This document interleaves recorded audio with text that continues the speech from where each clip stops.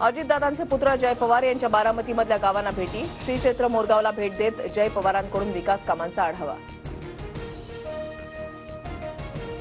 देवेंद्र फडणवीसांविरोधात अनिल देशमुख निवडणूक लढवण्याची शक्यता. फडणवीसांविरोधात निवडणूक लढण्याची तुमची इच्छा आहे का, या प्रश्नावर देशमुखांनी उत्तर देणं टाळलं.